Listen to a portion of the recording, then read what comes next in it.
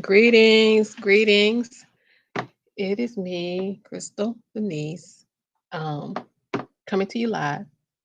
I was scheduled to come on last night, but I wasn't prepared mentally. I wasn't prepared as far as finishing the book up and doing what I needed to do.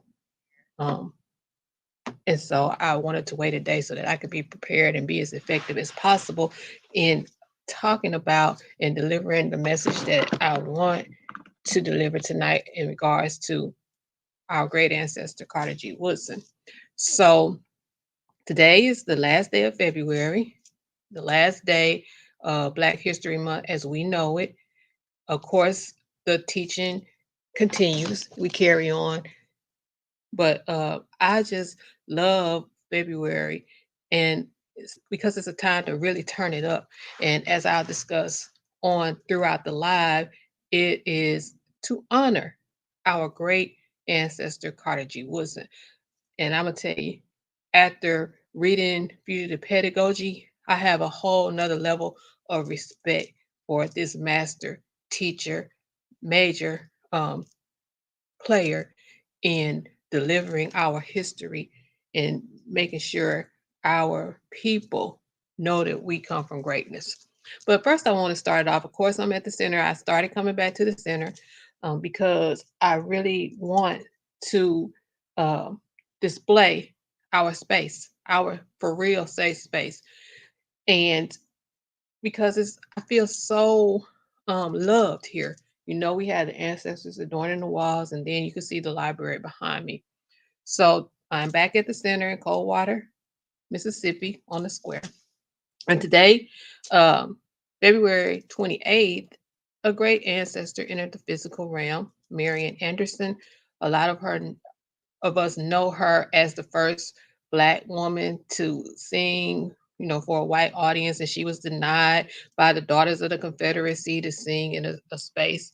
So, most of us know her for that. But I encourage you to read her story because it was about more than her being able to sing in a white space. So today, in 1897, Mama Marian Anderson entered the physical realm.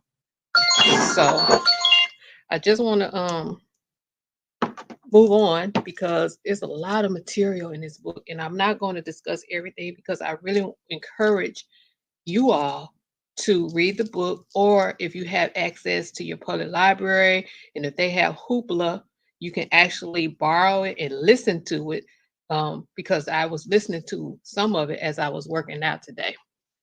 But Fugitive Pedagogy is a book, and the subtitle is Carter G. Woodson and the Art of Black Teaching. And I love that subtitle because we live in a country where Black teaching is an art. And because we are so oppressed in our displaying of the information, um, we had to be creative. We had to use our kuumba. So it has become an art, but it's written by Jarvis Givens. And I was made aware of this book on social media. I was scrolling down Facebook one day and I saw where PBS Books was going to be doing an interview with him. Uh, and so I tuned in and I was thoroughly impressed with his delivery. And I wanted to read and learn more about it myself because he did inform the listening audience that about it was more than just the biography of Carter G. Woodson. It was about his whole philosophical view, philosoph- philosophical view of Black education. Y'all, excuse me. Y'all know, our vernacular is different. But anyway, it was more about his view and what he stood for and how he taught others to have a love and to use their position to really educate the race. So, fugitive pedagogy, Carter G. Woodson, and the Art of Black Teaching. And I want to start off by reading from the introduction. Introduction, Blackness and the Art of Teaching. But some of us would try to steal a little from the book and put the words together and learn by hook or crook. That was from Learning to Read, written in 1835 by Frances Ellen Watson Harper, teacher and abolitionist. Tessie McGee read to her class in a steady, measured tone, quietly engaging in a calculated act of subversion. She was Black, 28 years old, and taught history in 1933 1934 at the only Black secondary school in Webster Parish, Louisiana. The state's all white Department of Education and local school board gave clear instructions. Teachers were to keep a pre approved outline openly displayed on their desks, which they were to follow closely to acquaint their students with the targeted learning objectives. Black educators and families in Webster Parish had little formal control over curriculum, even though the school was paid for with funds by double taxing themselves, cultivating neighborhood patches of cotton that they handed over to local school officials. Despite being tax-paying citizens, Blacks found state allocations of resources to be far less for their children's education as compared to white children's. On many occasions, McGee made what she deemed to be necessary revisions to the mandatory curriculum. Based on her own judgment, and perhaps at the recommendation of fellow Black teachers, she often read passages from Carter G. Woodson's book on the Negro, which rested comfortably in her lap. She kept the book out of sight, understanding the likely repercussions were she to be caught. Like most Black educators, Miss McGee was a public employee and vulnerable to the disciplinary practices of Jim Crow authorities, but she was undeterred. And isn't that powerful as a introductory paragraph to the book? Because it sets the tone of how he is going to present the information on. Um, and it reminded me, if you've ever read Roll of Thunder, Hear My Cry, and we have a copy here at our library. If you've ever read Roll of Thunder, Hear My Cry, I can't remember the mother's name, but Cassie's mom, she was a school teacher in a segregated one-room schoolhouse, and she was doing something similar to this, and she was caught by a white administrator who was coming and making the rounds like they often did in these Black schoolhouses to retain control of the education, and she was fired. It reminded me of that. And in that was a novel, but as I say, there are almost everything written by Black folk have literary merit. So Mr. Taylor based that story on stories that she had heard that were passed down from our oral tradition. So it reminded me of that immediately. And again, I said it sets the tone for the book. So in writing this book, he gives some background information on Carter G. Woodson. Uh, he was born to formerly enslaved parents. Both his parents were formerly enslaved, and he had some uncles that were also formerly enslaved who were his first teachers. So as they learned, they taught him, and I found that really interesting because it really set the foundation for what he was to do later on in life. So he was taught by his formerly enslaved uncles, and he also learned from his mother, even though she, was illiterate. She taught him uh, about the social conditions that he was living in, and about her life as an enslaved person, which added to the foundation. And then the stories of the resiliency and the perseverance of our people, right? So as he would go on and learn to read, he became a communal learner. I love that in there. That he uses Jarvis Gibbons uses the phrase communal learners. And it was just I appreciated that because I'm big, and I talked about that today as I was uh, facilitating uh, book discussion today. I talked about growing up in a community in a village, and so that was just an extension of what our ancestors had done as far as communal learning. So as he was learning to read, he would read the paper to his father. And then later on, when he worked in the mines, coal mines, I think it was, he would read the paper to his co-workers. And by way, he was teaching and he was extending knowledge to people who couldn't read. And they felt more educated and more in tune with what was going on in the world around him. So he was a communal learner and a communal teacher, which would, again, that was part of the foundation that would affect his dictate how the course of his life would go, even though he was educated in the school system that he would later on come back and critique, right? So I really thought that was um interesting. And as I said, I have a whole nother respect for Carter G. Woodson because he would go on and he would graduate, he would obtain two masters, and then he would be the second after at W.E.B. Du Bois to earn a PhD from Harvard. He would go abroad to teach, and he learned a lot. He saw how the institution of education was a main component of maintaining the system of racism and white supremacy. And as he would go on to teach at these schools, he saw how vulnerable Black teachers were because we didn't have the power to stand up and teach for ourselves. And that was a big problem because we had to always, kind of sneak things in. And it made me think about the current tone of today's political um, climate when it comes to education and the whole debate and the whole uh, reaction to the denial of teaching critical race theory. Nothing new. It's nothing new. And that's why history is important. People don't think that the subject of history, particularly Black history, I'll say Black history is important, but it is because if you know where you came from, if you know the past, then you will understand the present and you would know that this is nothing new. This is just recreated and redefined wording to control the learning process of Black folks.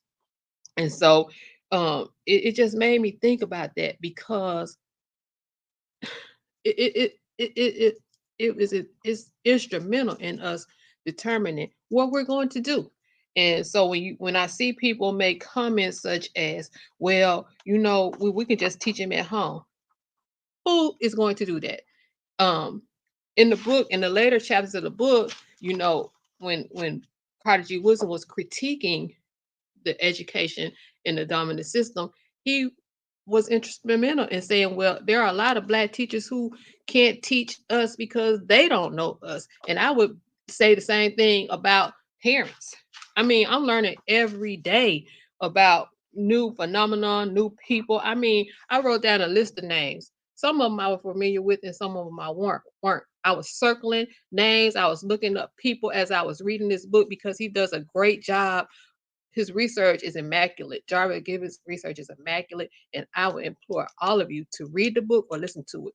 I mean, like names like Tessie McGee, who I just read about, Nanny Helen Burroughs. I've heard of her, but just having to look at it while I was reading, Carter Barnett, didn't know who he was. Mary J. Patterson, of course we know Anna Julia Cooper. Then there was Edward Christopher Williams and Sylvia Winter. Then I stumbled upon this word Nadir. Nadir was the period right after Reconstruction. I mean, it was just a learn. This book is a learning process for me.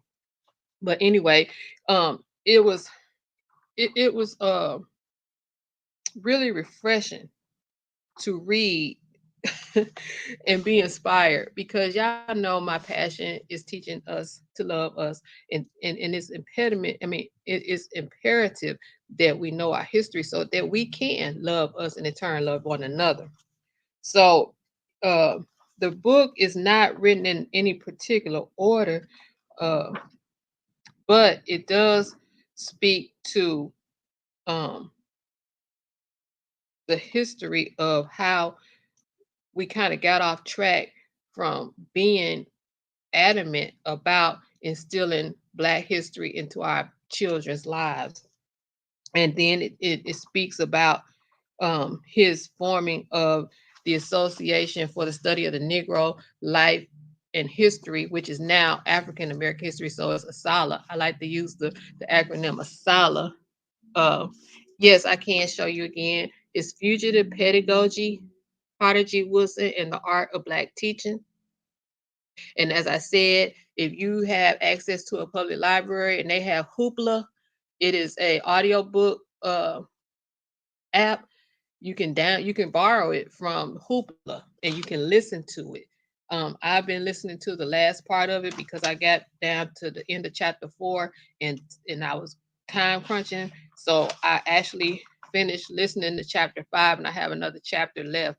But my overall assessment is that Prodigy Woodson was courageous uh, because he taught in the public school system most of his career as a teacher, and then he did teach at Howard University, but that lasted 1 year because his ideology clashed with the white president of Howard University.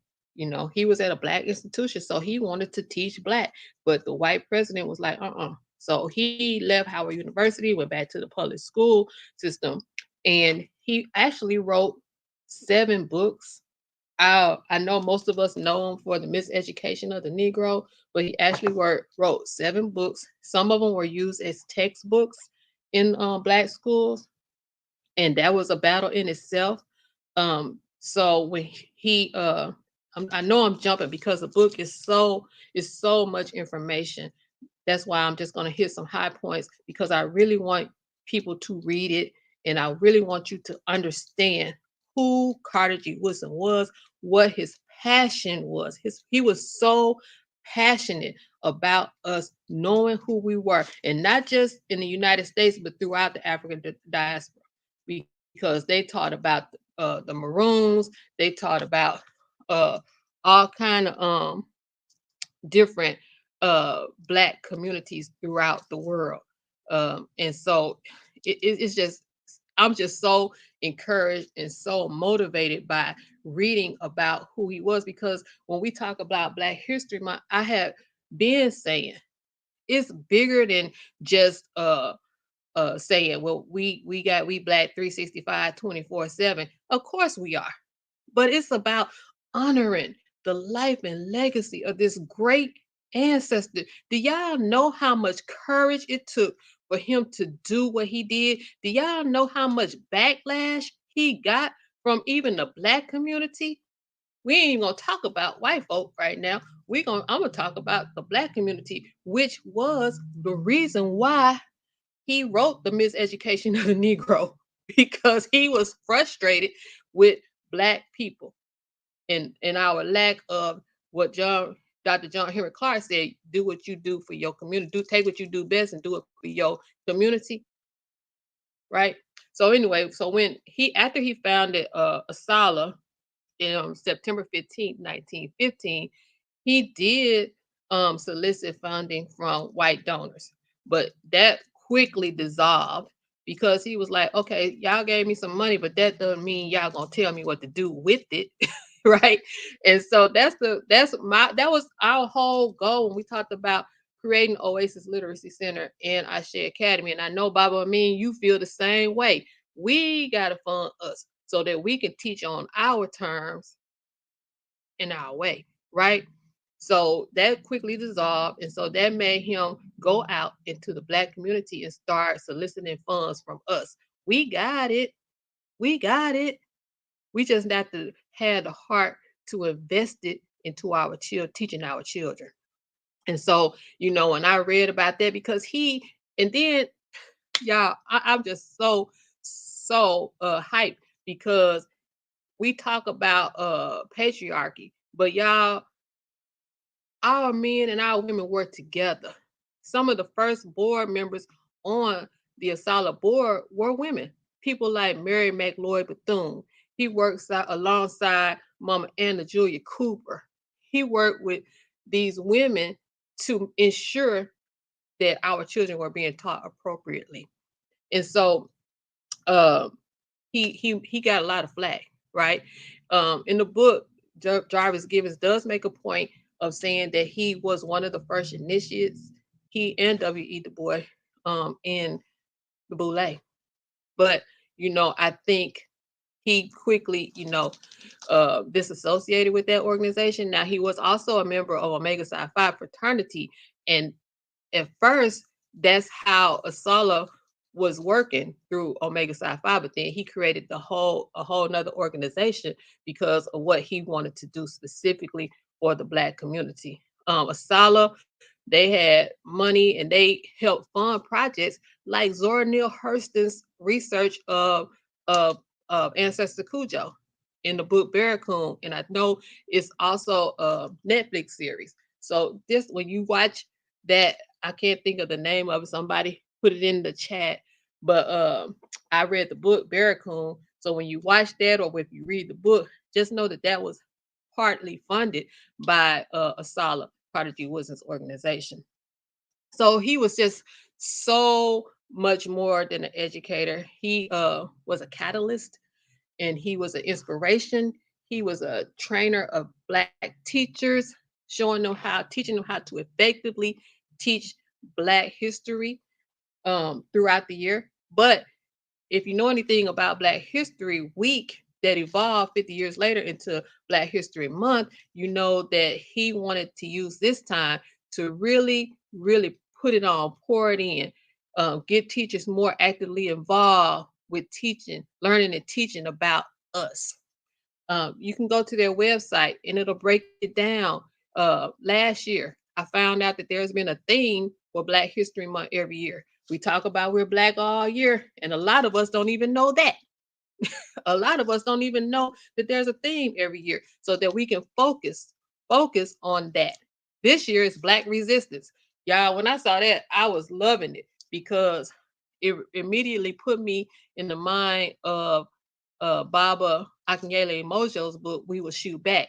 And it immediately gave me a point of reference to push back against that narrative that we are not our ancestors, in the form that our ancestors were weak, that they didn't fight these white supremacists, that they just did whatever they said. Totally false. Totally false. This right here is proof of it. The way that our ancestors taught, the associations that they created to ensure that it was a communal learning process going on. Do we have the courage to do that today? Or do we say, they don't pay me enough for that? Or do we look the other way? Those sort of things. So, yeah, so Black History Month, every year there's a theme so that we can focus and really teach that theme of Black. And this year's, like I said, is Black Resistance. So I encourage you to look up ASALA, the Association for the Study of African American Life and History, and just look through the themes and look through the reasons why uh, Prodigy Woodson created Black History Week that eventually evolved into Black History Month, and look through uh, some of the other materials and some of the other events that the organization sponsors each year.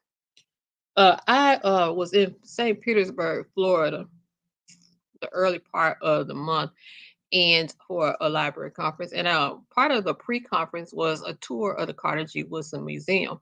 And so I had signed up for it originally. The original date of the conference was supposed to be in October, but because of Hurricane Ian, it was canceled and rescheduled for February. How appropriate. And so when I got there, I was like, okay, well, where's my ticket? Because I want to go to the Carter G. Woodson Museum. It's the Carter G. Woodson Museum in St. Petersburg, Florida, if you didn't know.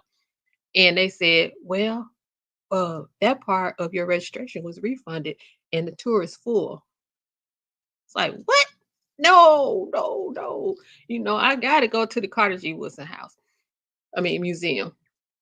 And I did think it was a house too at that time, because I was ignorant, like most of the people were, and most of us are when it comes to some of our history. So anyway, I learned that there is a free shuttle in St. Petersburg, and so I mapped out my route to get to this Carter G. Woodson Museum, and so I got off at my stop, and I'm thankful. Now I give thanks that um it worked out this way, because I had an opportunity to walk through the Black part of St. Petersburg, the historic Black district of St. Petersburg, and I had a chance to read and learn some of the about the Black culture that existed there. And then when I got to the museum, and the the director was speaking, someone asked what was Carter G. Woodson's relationship to St. Petersburg because the museum is the Carter G. Woodson Museum. And she stated that there's none. That they when they created this museum for African American history, some of the children knew who he was and requested that the museum be named in his honor. And so that's why it's the Carter G. Woodson Museum. And there's a really nice, they have a really nice botanical garden in the back of the museum. And then they just basically showcase art.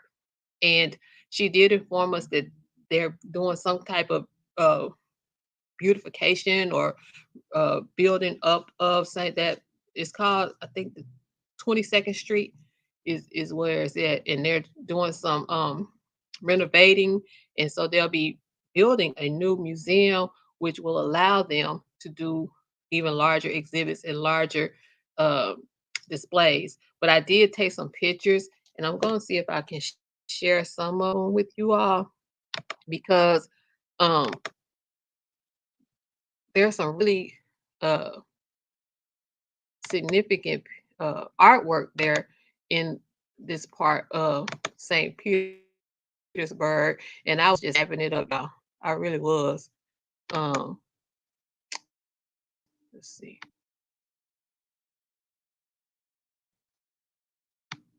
go back. So this was the Creole Cafe, um, and when you go, it has the information of who created this restaurant and when. And that's what I actually had lunch there, and it was very good. They have a beautiful outside setting. I said outside, and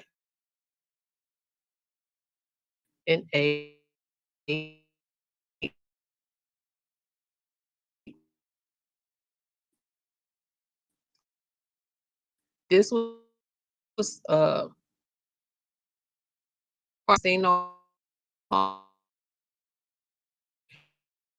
and we know that that is part of the history how they would build these interstates and divide cities and tear up black neighborhoods and that sort of thing. And so that's another picture of that. This is another mural. I would like to say that's Mahalia Jackson. And this is Miss Lillian. She was one of the employees at the museum, and she gave us a lot of history about growing up in segregated St. Petersburg. She said there were you could do everything in St. Petersburg. They had a high hospital. You could be born in St. Petersburg and everything in between. And then they had a funeral home, and you could be buried in St. Petersburg as well. So she was a wealth of information. I really had a great time talking to her. And it was so crazy because when I said, when she said, "You look familiar." Like, really? I said, "Well, I'm originally from, well, I live in Mississippi." She said, "Mississippi? My ex-husband is from Greenville." And I was like, "What? I'm from Arkansas. Montrose, like 35 minutes away from that part of the state." And we had a conversation. She said she met him at Jackson State. She was visiting Jackson State with her father, and she met him, and he was from Greenville, Mississippi. So y'all, everybody got some kind of connection to Mississippi. So that was fun as well. This was a Green Book of Tampa Bay. I thought that was interesting because we all know and have heard about the Green Motor Book. This is another mural. It's Louis Armstrong.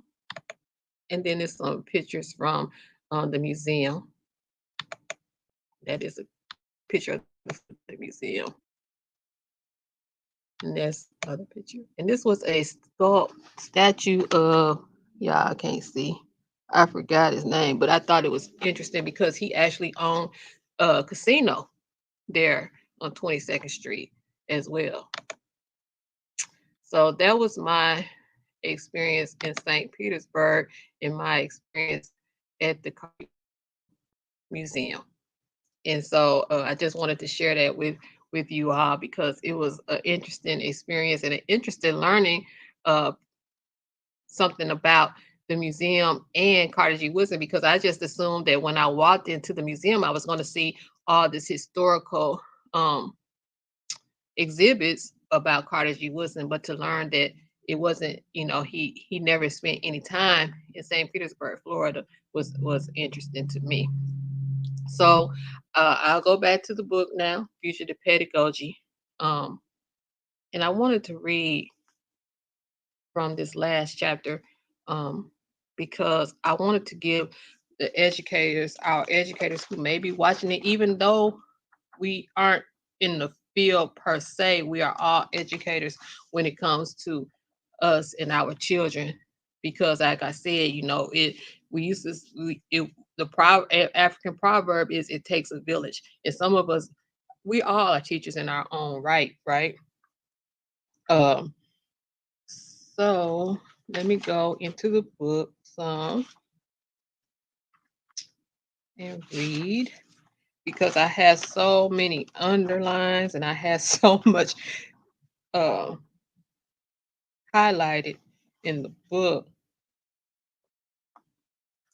So this is on page 94 and 95 when Dr. Givens first begins talking about Carter G. Woodson and how the miseducation of the Negro was formulated, the beginnings of the formulation of the book that he was going to write later on in his life. He said that the thought of inferiority of the Negro is drilled into him almost every class he enters, in almost every book he studies. And then he would also say there would be no lynching if it did not start in the schoolroom. Isn't that interesting? Because we know that education is one of the most powerful areas and 9 areas of battle, right? To maintain the system of white supremacy. And then one thing that he emphasized, I know twice in the book, was that Carter G. Woodson was reflecting on his own life experiences from the time he entered formal school until he wrote The Miseducation of the Negro. He said that it took him 20 years after completing his doctorate at Harvard University to recover from his thorough initiation into the Western world's highest orders of knowledge. Just think about that. And I can actually relate to that because when I think about my educational process, earning a bachelor's degree, earning a master's degree, into where I am now, it took about 20 years for me to get to the point where I was like, okay, you know what? We really need to start rethinking the education that we are receiving. And we really need to start equipping our children better. Because a lot of these things that I know now, a lot of these Black people that I learned about, I learned in my 40s. And I don't want our children to have that same experience because if we're all learning about our greatness at different ages and stages in our life, how are we ever going to do for self? How are we ever going to really be self determined? That Kwanzaa principle, Kuji Chagalia, self determination. How does that happen if it's going to take us 20 years after we receive whatever degree that we have to unlearn and start doing better? We'll never move forward, right? On page 121, Dr. Givens writes, understanding teaching as a fundamentally political act, Woodson argued that education for Black children must have a clear indictment of the political system that sanctioned their subjugation. And when you think about that, you think about why is all this pushback from uh, our politicians um, with the critical race theory talk.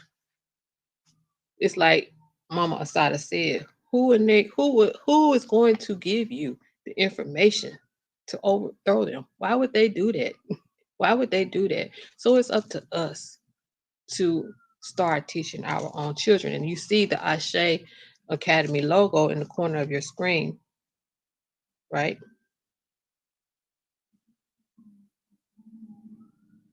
In thus estimating the results obtained from the so-called education of the Negro, the author does not go to the census figures to show the progress of the race.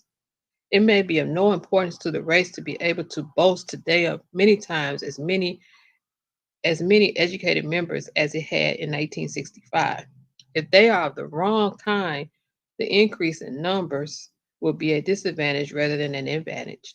The only question which concerns us here is whether these educated persons are actually equipped to face the ordeal before them or unconsciously contribute to their own undoing by perpetuating the regime of the oppressor. And that was one of the points that was made in the later chapters. I think it's chapter 5, is that, you know, we when we become teachers, we are trained, and then that training is perpetuated throughout generations. And now there's a whole culture of miseducation and not doing, I don't get paid enough. I don't do, I don't, it's just a whole culture of our lack of expectations of our children, which did not exist during this time. Even, you know, when they were teaching right after during the Jim Crow era, there was still an expectation of excellence in teaching, in education, even during segregation and the limited resources and that our ancestors and elders experienced. There was still an expectation of excellence. But when I think about it, I think of assimilation and how, we have allowed other people's thinking to indoctrinate us, and we don't even have expectations anymore. We don't even think that we deserve to do and give our best to one another. And that's disheartening. Um, so I just want to read and close out this session because I want you all to listen and read the book. And I want you all to think about the state of Black education, the state of independent Black institutions such as the Uhuru Academy with Baba Amin, such as the Ashe Academy with me, Crystal Denise, such as Marcus Klein's institution in Chicago, such as a Coleman Institute or in Atlanta with the Barudis. Think about it and help ensure that our children are being equipped to create and define a reality that's conducive to our survival. So, chapter 5 is fugitive pedagogy as a professional standard. Woodson's a broad mentorship of Black teachers. The first paragraph reads: the development of Black education is embedded in a long history of fugitive planning. For African American teachers, educating Black students was about more than developing ordinary academic skills sets. It was fundamentally about challenging and transcending anti-Black sentiments that structured the known world. While excelling in various content areas might have been the starting place for some teachers, a primary learning objective for Black school teachers as a professional class was to help students understand the urgent demand to make the world anew. This distinction must be appreciated when considering the art of Black teaching. This was their starting place. This political clarity was a shared understanding and the foundation of their work. Tracing the collaboration between Woodson and Black teachers reveals that fugitive pedagogy was a professional standard among this class of educators. At times, they did this secretly. On other occasions, they did it through collective strategies organized through Black Teachers Associations. In this way, Woodson's curricular interventions breathed new life into the fugitive pedagogy of Black teachers, particularly during the 1920s through 1940s. And so I want to close with that because we have to recognize that there is a need for us to get back to Black excellence. I see that hashtag sometimes, Black excellence, but are we really excelling? Are we really excelling?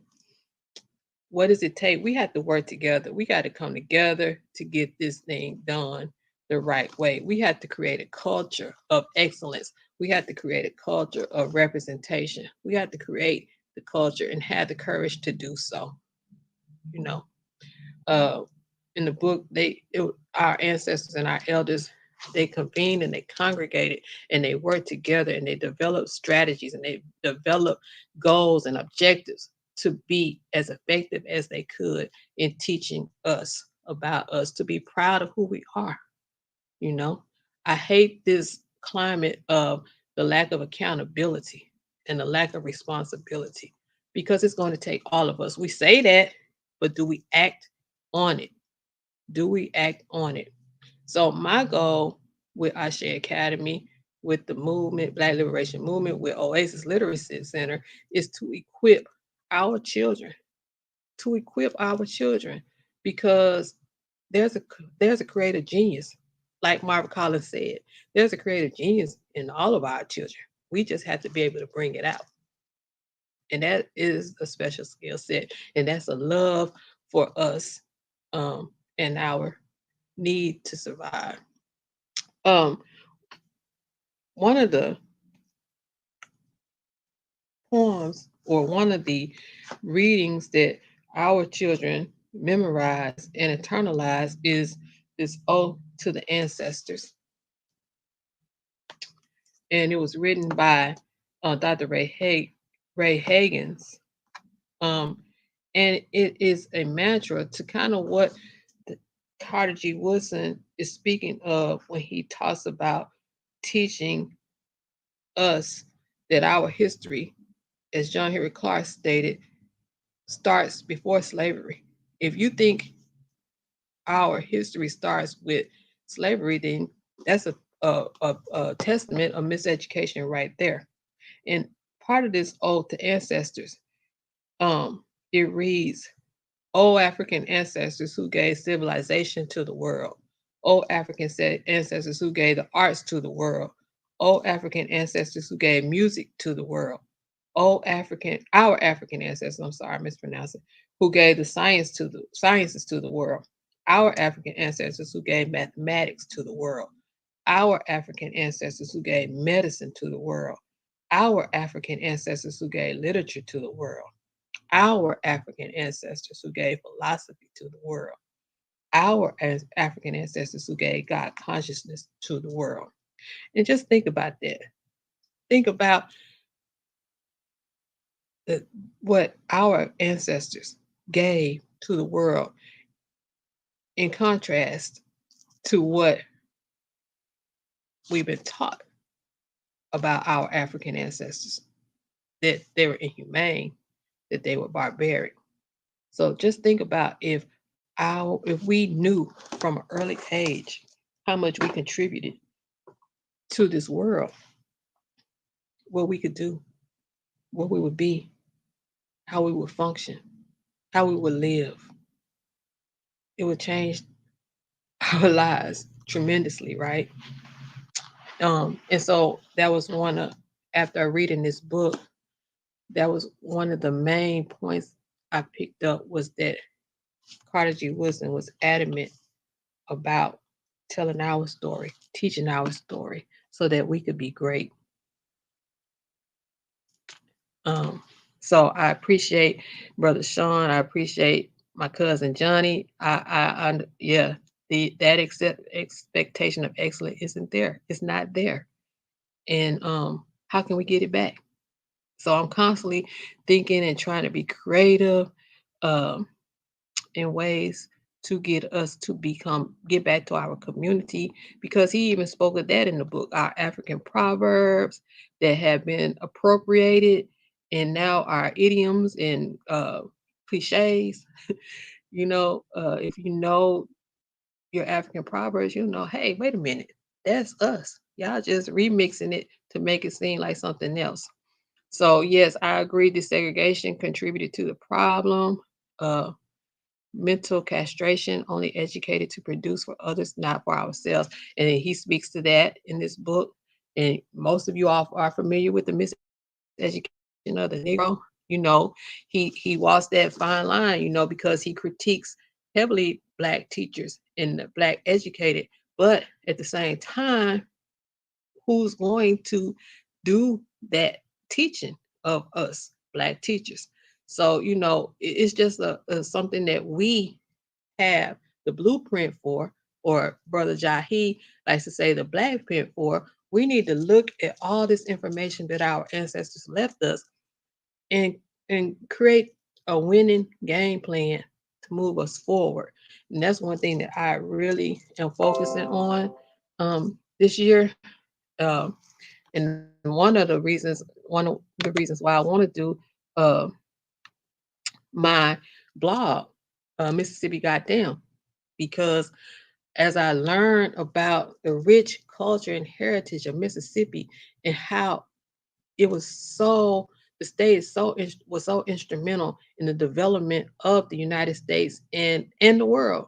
Um, it just inspires me to tell the story. We have so many unsung heroes, and I read some of their names when I started the live. You know, the Sylvia Winters, Anna Julia Coopers, and Mary J. Pattersons that Dr. Jarvis names throughout the book.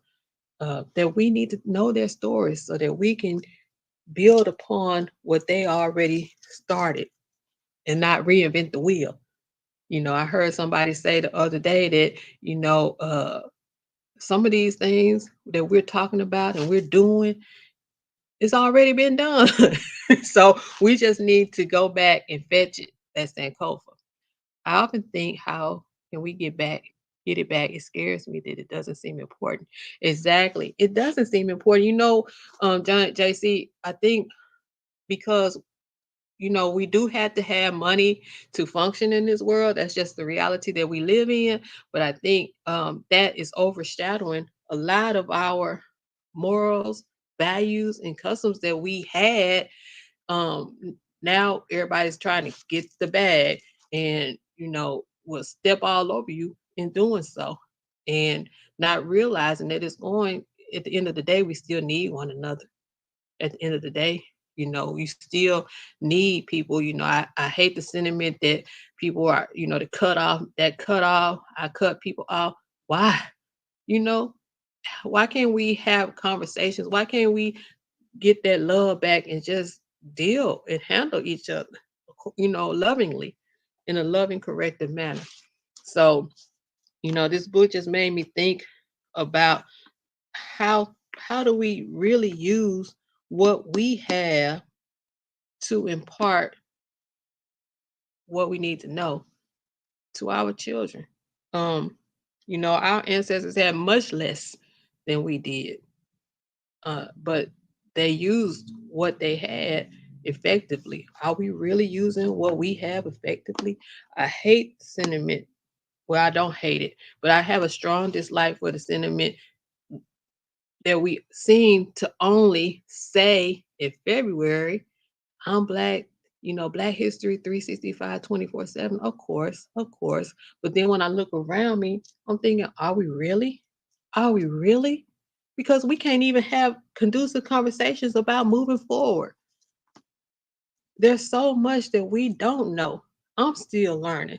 And that's why I do what I do, because when I first started learning all these facts and about our ancestors and about these events and about these spaces, I was like mad. I was mad because I'm like, why didn't I learn this in school? Why didn't I learn about our ancestor? I can't think of her name, Montage, I think it's her last name, from Little Rock, Arkansas, who was like a major engineer with the US Navy, developed all these plans, all this stuff. Why didn't I know about her? Why didn't I learn about her in that Arkansas history class? Why didn't I learn about Mamie Clark from Hot Springs, Arkansas, who, along with her husband, Kenneth Clark, is famous for the Clark doll test, where they asked Black children, were was the white doll or the black doll the prettiest, and most Black children said the white doll. Just those things. I didn't know she was from Hot Spring, Arkansas till like 2 years ago. And so it gives me the motivation to keep going and to keep teaching our babies about where they come from, who they are, the greatness that's in them, awakening that creative genius, like Dr. Amos Wilson said. I agree, Sean, still learning. And there's a proverb that says, when one teaches to learn. So when you have a heart to teach, And to really perfect your skill set in your craft, you constantly learning so that you can relay that information on to the next generation. And sometimes our generation, because I like to teach everybody. I like to inspire and encourage everybody that I come in contact with. And when I was talking about Carter G. Woodson being a communal learning in the communal learning process and reading the newspaper to his father and then on later in life to the minors that he worked with, there's a book titled Carter G. Woodson Reads the Newspaper. In the back, he says Carter G. Woodson didn't just study history, he changed it. The boy who learned about the world by reading newspapers grew up to become the father of Black history. And this is a children's book that we have here at the center. And so it gives his life's accomplishments. It just talks about what he did as far as reading the paper to his elders to ensure that they knew what was going on in the world around him. And then we also have this quote by him at the center. It states, "Those who have no record of what their forebears have accomplished lose the inspiration which comes from the teaching of biography and history." And all I can say is Ashe, because you had to know. You had to know. Um, hey Sharon. um, you're welcome, and thank you for supporting me and encouraging me on this journey because sometimes it can be disheartening. It can be very disheartening and frustrating, but nevertheless, I continue because when I look into the face of the children that I work with and I see their eyes light up and I see their interest growing and I see them saying things like, I want to use my voice, I want to write poetry, I want to build robots, I want to do this, I want to do that, and they want to do it for us. That is so gratifying to me. um JC, that's true. I have so much. Yeah, you don't, but I want to know. Exactly. You still want to grow. You want to learn, you want to grow, you want to impart the information on to the younger generation. Even our African brothers and sisters, motherland are learning. Yes, and that's spoken to in this book as well. It speaks to um not only our history here in these states, they use the history of the entire African diaspora to teach. Um, and it speak because they do talk about the Maroon Society in here. They talk about the Haitian Revolution in here and how these teachers would uh, make that part of the curriculum so that the students could know that it's not just here, that it's a worldwide occurrence, but that there was always some type of resistance because a lot of times that part majorly has been majorly hidden from us, the resistance of our ancestors and our elders. And so that's why you have a generation saying, I am not my ancestors. Yeah, because you didn't know that your ancestors were very resilient and had a lot of fight back in them. So that was a major component of what Carter G. Woodson wanted to include in the curriculum. And so we had to ensure that our children are learning. And how do we do that, especially in this climate? How do we do that? We do have these independent institutions that we need to support. As I said, Ashe Academy, Uhuru Academy with Baba Amin, Akobin with the Barudis, Akabin with the Barudis, and then Freedom International with Marcus Klein in Chicago. And so, we had to support these institutions because just like Carter G. Woodson realized when you get these big dollar donations from um, these white people, just just telling it like it is, most of the time they want to control the curriculum and what you do and what you say. And so that's one of the things that frustrates me when I'm asking for donations for Oasis and or Ashe is that people are so quick to tell me about grants. I know that grants exist. However, the same people who want to ban CRT in the schools determine who is funding in some of these with some of these grants. And so why would you think that they would let us be specific? I mean, do we not know that people know what's going on in the Black community, and if there was really some concern about fixing some of these situations, they could be fixed. So it's up to us. It's up to us to fix it. That's where we are right now. Seriously. That's where we are as a people. It's on us to fix the problems. We had to do it.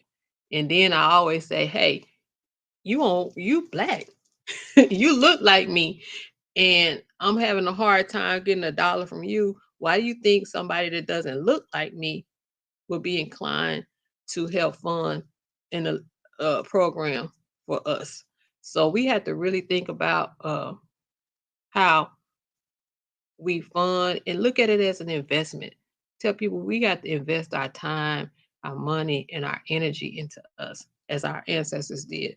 And this book speaks to that. These teachers knew that they weren't being paid fairly, but it was in them to equip the next generation, to equip the next generation. That was a theme that persisted throughout the book, was that these teachers knew it was just a love for us, because during this time there was a strong sentiment of go back and bring it back, go back and bring it back. Now we go, we leave, and we don't come back. We don't have any examples in some of these neighborhoods and some of these communities.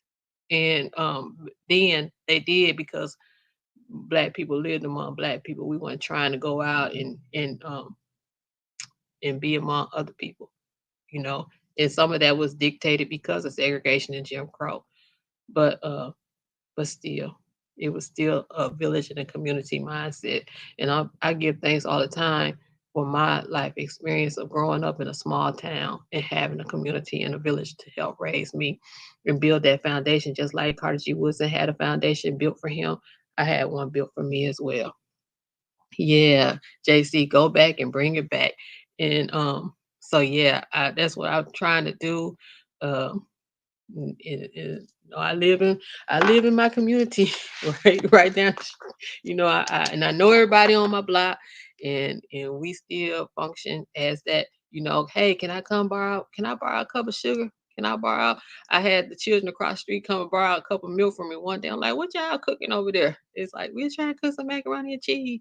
So I still try to have that mindset, and that's why we do what we do here at Ashe. And let me add, if you want to support Ashe Academy and Oasis Literacy Center, I don't know why I'm having so much problems with my words today. If you have a Kroger card, everybody has to eat, right? And a lot of people shop at Kroger. Go in, log into your account, go down to the community rewards link, click on it, search for Oasis Literacy Center, or you can search B037 and you can choose us, and we will receive a small donation every time you make a purchase. The last time I looked, there are only 6 people signed up on this rewards program. So I know more than 6 people who know me and who know about what we do here shop at Kroger. So I implore you to do that. And also, if you use Amazon, log on via smile.amazon.com, go to the rewards program and choose Oasis as your charity. And we do receive a small portion of what you purchase. And every dollar counts and helps us do the work here at Oasis. What is your opinion on the lack of funding of alumni at HBCU? That's another testament that we are not Black 24/7, 365, right? Um, because in here, he he said that. Let me see if I can find it, because he spoke on that. Let me see. I think it may be in the introduction. I'm gonna find it because I want to read it, because we talk a good game, but we don't even our HBCUs are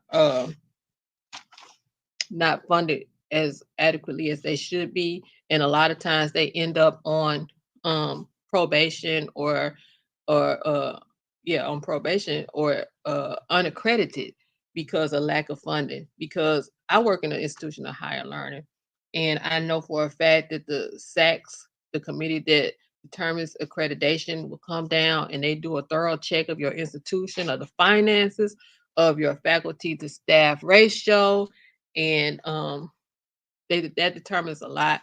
And so if you don't have adequate funding, if you don't have a certain endowment, all that can affect your accreditation. And a lot of our HBCUs come under fire because of that.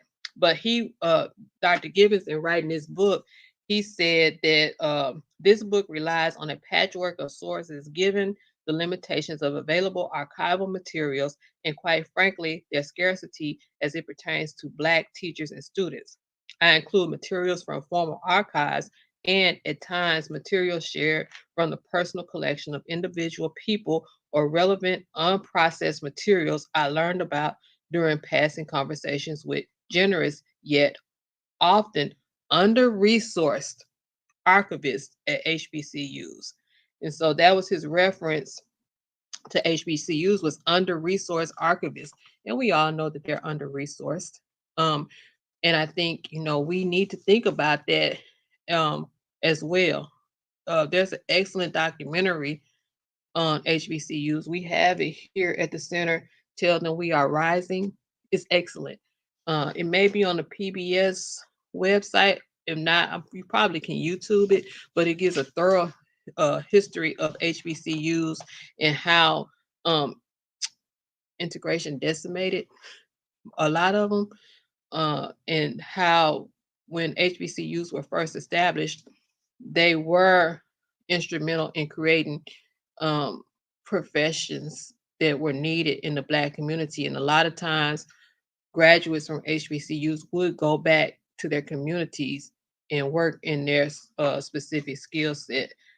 And here, this book, they do reference HBCUs and some of the founders of them in their uh,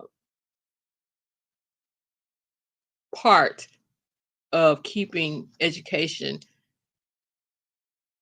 using it as an tool of oppression.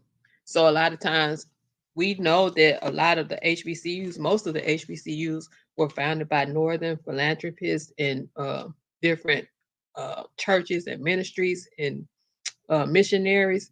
And so a lot of times the curriculum reflected that most of the people or most of the programs were to create, as they say at Russ College here in Mississippi, preachers and teachers. And so it was used, though these a lot of these HBCUs were used as uh, places to keep us in our so-called place.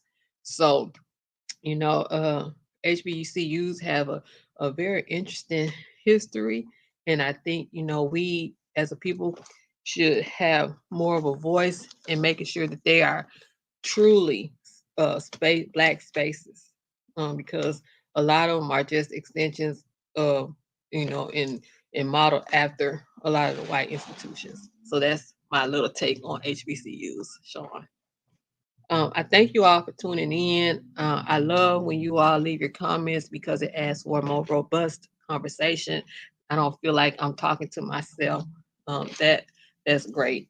Um, so you know that the last Monday of each month is my time. Uh, Sharon, are they doing a better job of managing the funds? I think of Morris Brown.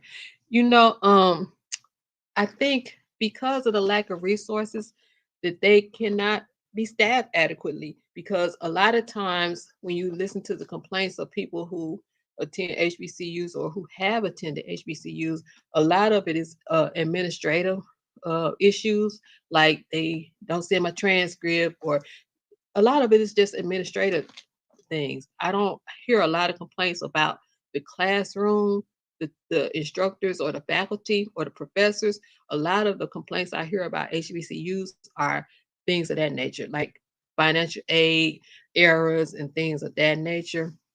So I think um, managing funds is an issue, um, because of the lack of personnel and because people are doing so many things, working in so different in many capacities in their position.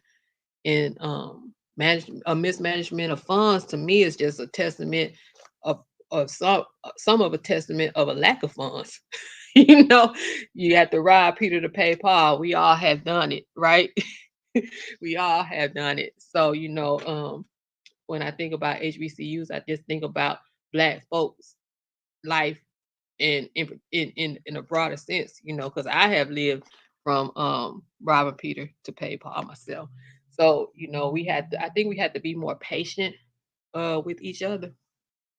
I really do. And especially when it comes to these institutions. And that's why it's so important to learn about who we are and our history, because if you know the history of HBCUs, if you know the history of this country, you have to be a little bit more patient with the process. So I thank you all for tuning in. Um, true. The educating experience is a plus.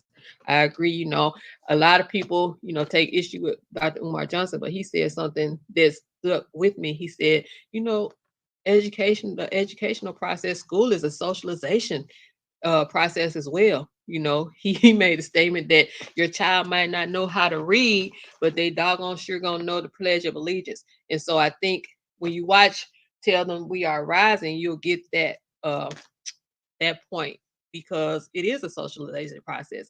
And some of the people that they follow in the documentary are Black students who have attended white schools all their life, and they decide on an HBCU so that they can become acquainted with Black culture in the socialization process of being Black.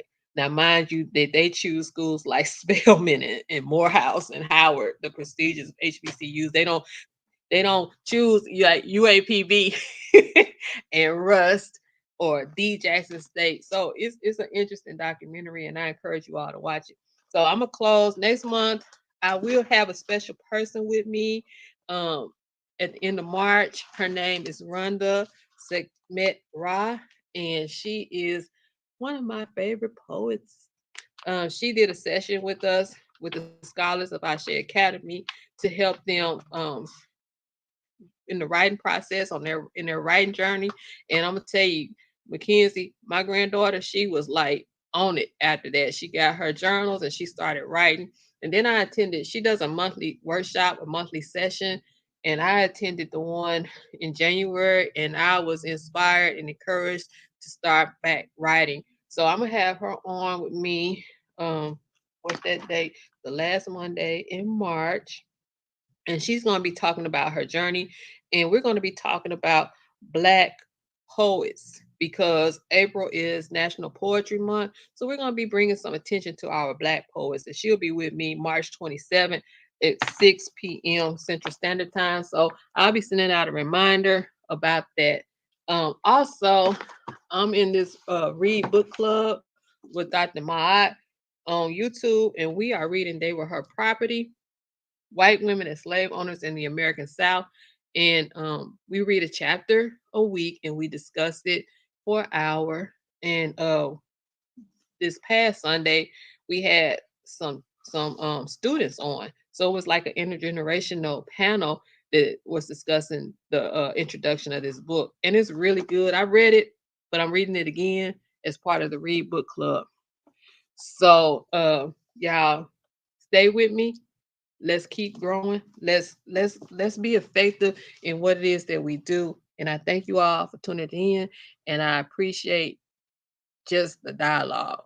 Until next month, y'all have a great evening, great rest of the the month is over.